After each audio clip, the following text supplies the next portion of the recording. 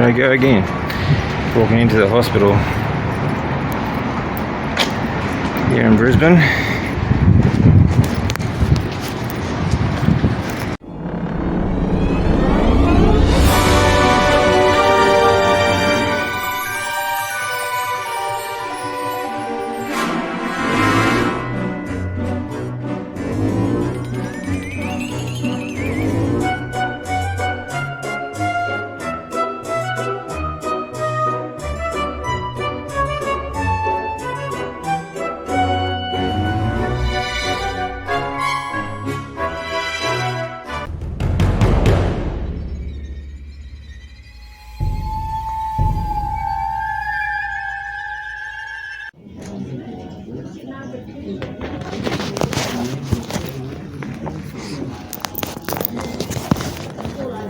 David Kemp.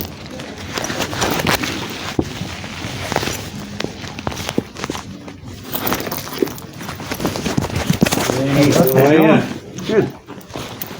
So It happens.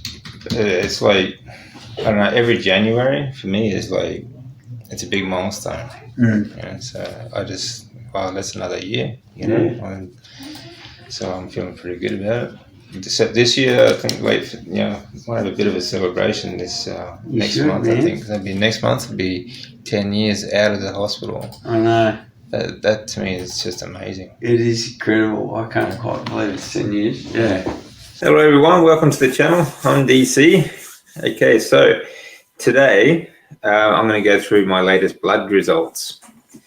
Now, if you have a look at the preparation video for this blood test, this time I did a 3-day fast leading up to the blood test. Now that's much longer than most people would fast before a blood test, and the reason I did this was because I wanted to get an absolute baseline of where my blood markers are.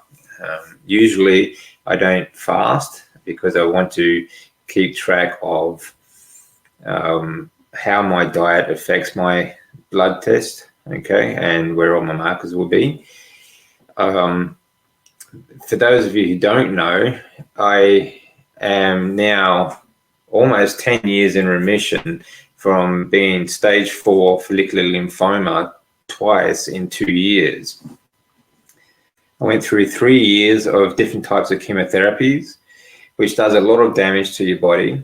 And a lot of the damage that happens to your body is the production of your platelet count and your white and red blood cells. The platelets give you the ability to clot, when you get cut, and stop the bleeding and that sort of thing as well. But it also carries oxygen to the blood, through your blood to the muscle cells and everything else. And I will be doing a reaction video talking specifically about this very soon.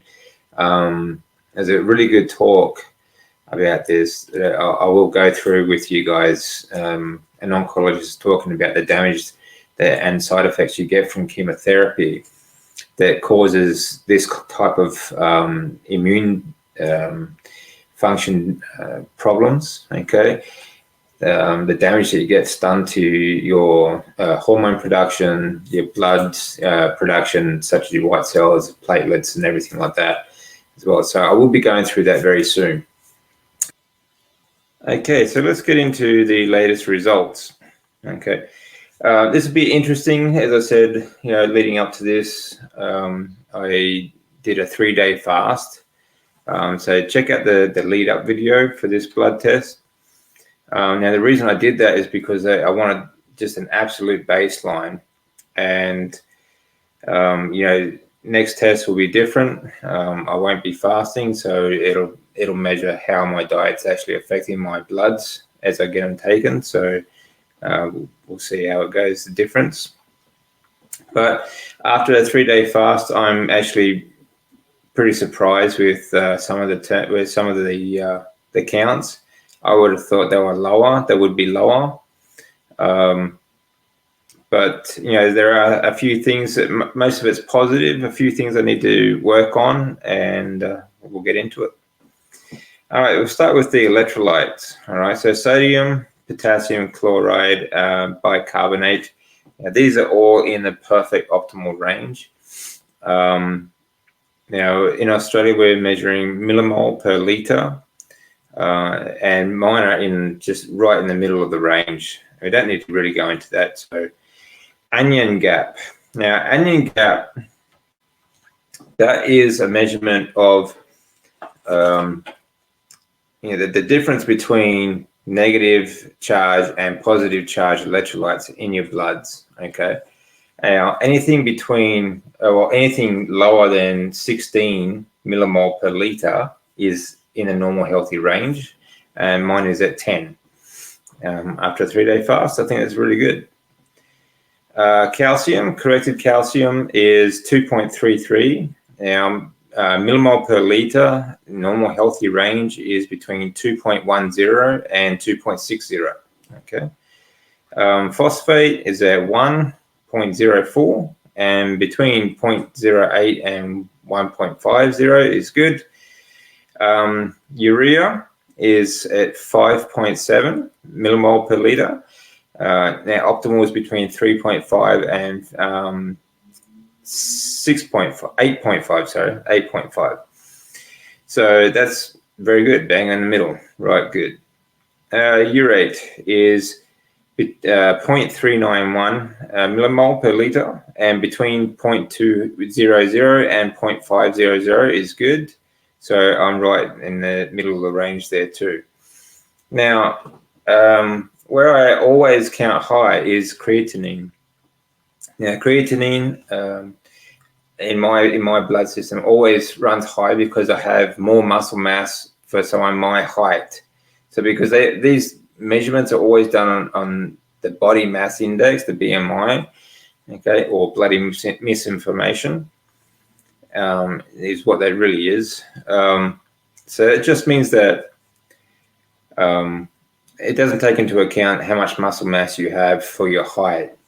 And for my height, I have probably approximately double the amount of average muscle content, okay, muscle mass, I should say. So the creatinine levels are going to be high.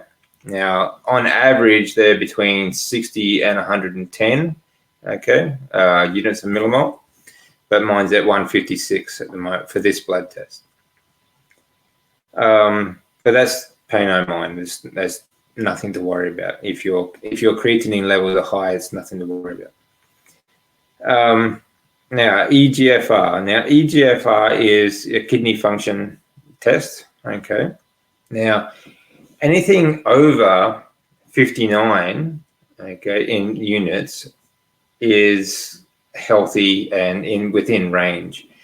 Now, mine measures low because I only have one kidney. Okay, so this test is done, usually for 2 kidneys, anything over 59. But mine is at 47. All right, which means that so if you doubled that, okay, you'd be almost 100%. So my one kidney is doing a fantastic job. So I'm pleased with that, especially after this is a 3-day fast, and the first day was a dry fast. So, and then the last 2 days was a minimal water content. So I was somewhat dehydrated. So I think that's a really good result for my kidney. My glucose, fasted glucose. Now, this is corrected for fasting. It was at 5.4 millimole per litre. Now, between 3.6 and 6.0 is normal healthy range. So I'm still good. Even though I was fasted 3 days, I had been exercising as well. And even the morning of the blood test, I was walking. So, the blood glucose might be slightly higher than what it would normally if it was at resting state, but still a very good result. Okay, so total protein. Now, the protein does break up, but total protein, I am somewhat low, but not only just out. So between 63 and 80 grams per litre is healthy. Okay, mine is at 62. All right, but that's pay no mind because of the length of the fast as well. But my albumin protein is 44, and between 32 and 44 is good. Globulin is low at 18. So that just means that like between 23 and 43 is normal healthy range. Okay. Now globulin I'll get into later. I'll be talking about soon about something that. Now bilirubin. Now this is in units of millimole per liter.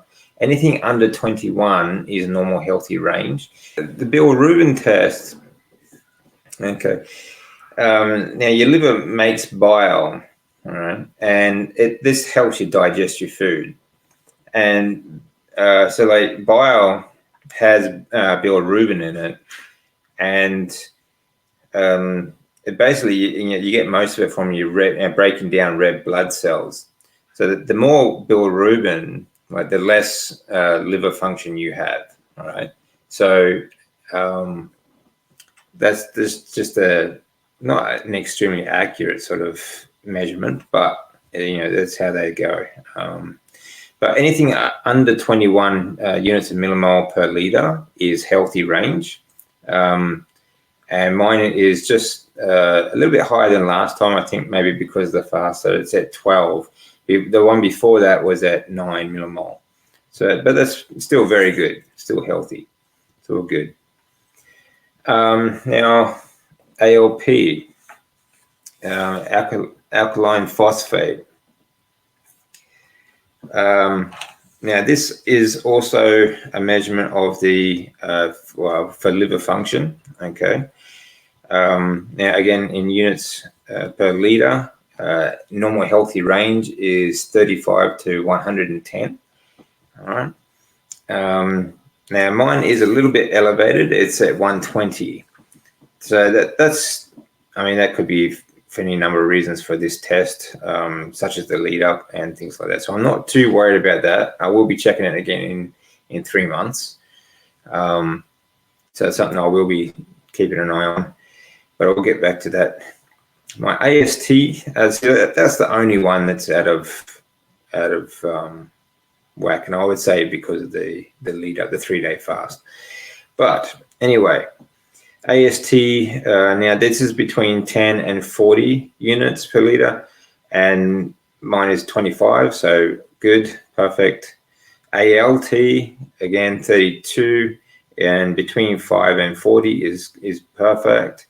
GGT, 16, and anywhere between 5 and 50 units per liter is perfect. So I'm good there. Next is cholesterol. Now this kind of surprised me, actually. It's lower than I expected it to be. Again, units of millimole per liter in Australia. So it's anything less than 5.6 according to these BMI tests. Okay, is normal healthy range. Mine's at 5.1. So I would like to see that higher, actually. I'd like to see that much higher, but we'll see how we go. Okay, hemolytes index is at 3, and anything under 40 is a normal healthy range. So yeah, hemolysis index. Very good. So everything actually is very good so far, and really nothing to worry about. So I'm very happy with that. And I was really interested to see how that would be affected. Some of those would be affected by my 3-day fast. Now, getting back to my liver, I also did a CRP. Now that's okay. So let's get to CRP. Now CRP stands for C-reactive protein test. Okay. Now CRP is a protein that your liver makes normally. Okay, and you usually have low levels in your blood. Your liver releases more CRP into the bloodstream if you have inflammation in the body. So if you have, the more inflammation you have, the higher the CRP number is going to be. In Australia, it's milligrams per liter, okay? And anything under a marker of 5 is healthy. Mine is at 0.5.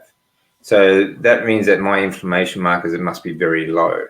Okay, so my CRP levels are obviously extremely low as well. So very happy with that one. Yeah. Okay, so next, let's have a look at iron. Now, I expected this one to be low as well because of the 3-day fast. But my overall iron levels, okay, are 12, and anything between 5 and 30, again, units of millimole per liter,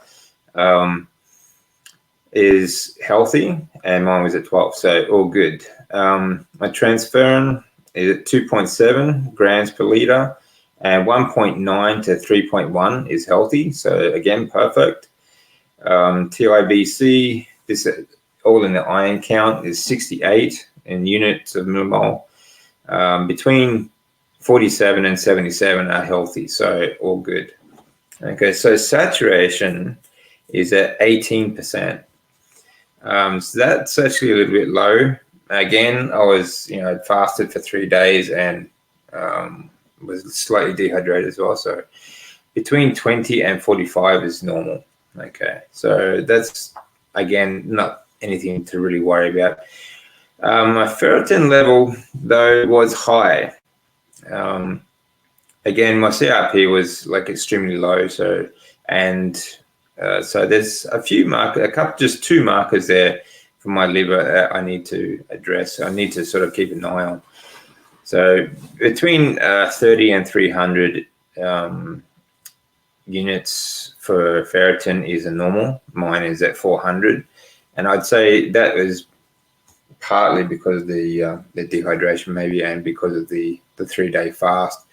But again, that's something I need to keep an eye on because, like I said before, chemotherapy does a lot of damage to your liver. So it's something I need to keep an eye on.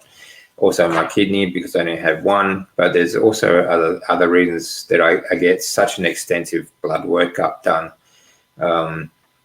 And again, it's not something new either. There's pretty much the same results. These are very much, actually, they're very much improved and stable now. They've been stable since being on a high-fat carnivore diet as well. So I'm very happy with these results so far. Nothing's changed except everything good is actually increasing. So I'm very happy with that. Hemoglobin.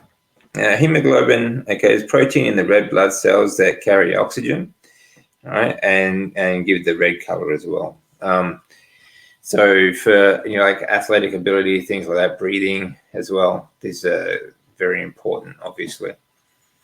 Okay, so total hemoglobin is at 139, okay, and yeah, this is a great result because this has always been very low, especially, throughout my chemo years and afterwards.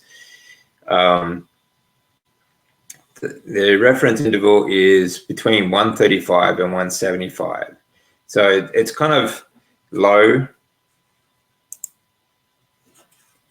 but it is still working well. Yeah. My hematocrit, okay, 0.41.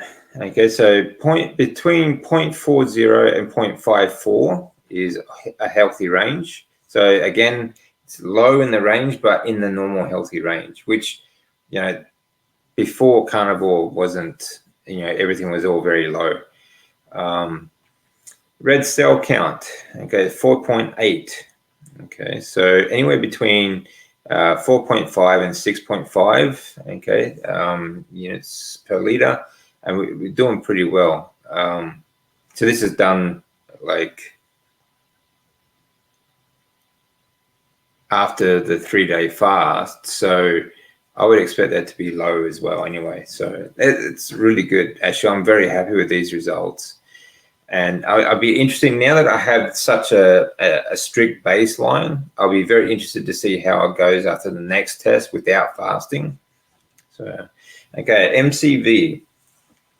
Okay, now Okay, so MCV measures the average size and volume of red cells. Okay. In this case, I am at 86. Okay, flows. So the reference interval, again, healthy range is between 80 and 100. Okay, so I'm still right in there. It's really good result, especially for my past results. A white cell count. Now this is a little low. Last time it was a little bit higher, but I think it was only a couple of points higher. And again, this could also be because of the fast. Okay, now also because the white cells are carried in your lymphatic system. So if your activity level is a bit low, it's probably not going to get as much into your blood cells as well. All right, so white cell count is at 3.2. Okay, and average healthy range is between 3.5 and 10. So that's a little low, but not a problem either.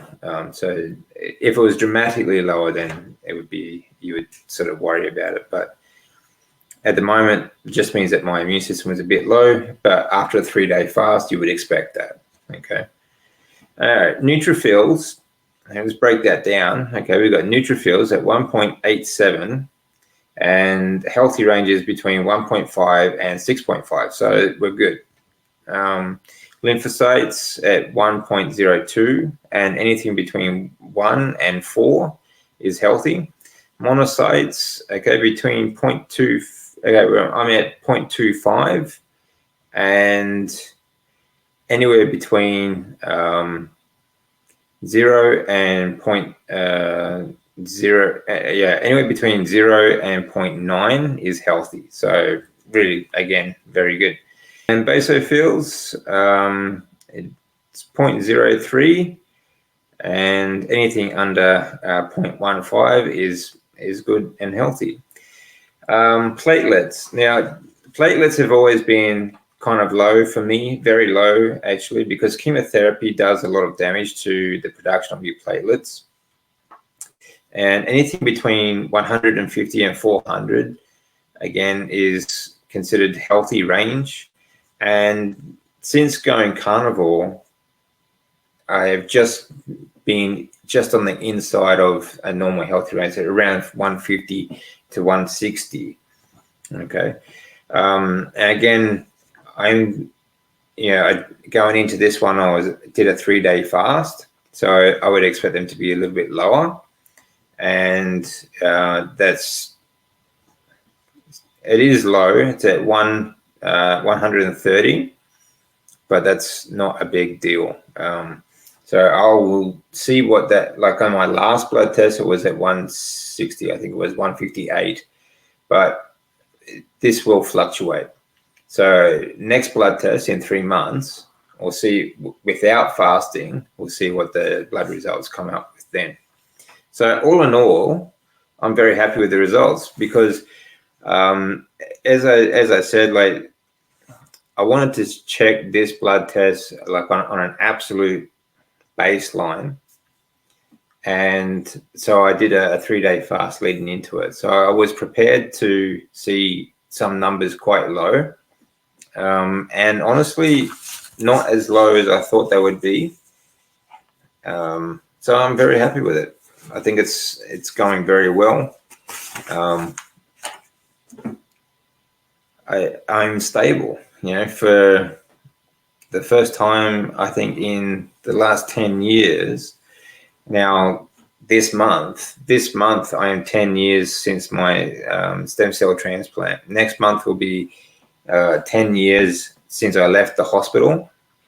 And it has been, honestly, it has been a real struggle since then. It has been a very, very tough struggle since then to try and get my bloods up and to get moving again, to get, to start a new life again. So I'm very happy with these results. And I mean, there's a few things I can measure now from an absolute baseline as well. and a few things that I'm adding to my diet. And I think that the reason why things are not, or things weren't as low as I thought they would be, I think that everything is operating very well, is because of the recent nutraceuticals that I've been taking. And that's these ones here. You can get at the link above me. Is Cerule products. Now, the major one that I take is the StemEnhance Ultra. This is a product that helps your body, or stimulates your body, to produce more stem cells. And the main reason I started taking them is the StemEnhance Ultra, for example, is because when I went through my first lot of chemotherapy, they gave me a similar drug that helped me produce more stem cells, so they could collect my stem cells for my autonomous transplant, which happened a couple of years later. So I've always been interested in finding another product that did the same thing. And I haven't seen anything else on the market that actually does this. So this, for me, I think is a fantastic product. And the other two products that go with it, the PlasmaFlo and the Cyactiv, also very good products, because they help the body to absorb and utilize the StemEnhance Ultra, and they also clear the pathway in the PlasmaFlo. But I do have a video coming up explaining a lot more of what these nutraceuticals do. Speaking with Professor Bart Kay on that subject, so stay tuned for that one. I'll be putting that up soon. Fantastic products, and there's not many supplements. These are, like, as I said, they are nutraceuticals. They're not actually supplements, because you should actually get what you need from your diet. But there's nothing wrong with enhancing your diet. For example, vitamins you should be getting from your diet, from food, real food, and that's something I talk about a lot. But there's nothing wrong with actually enhancing your diet if you can.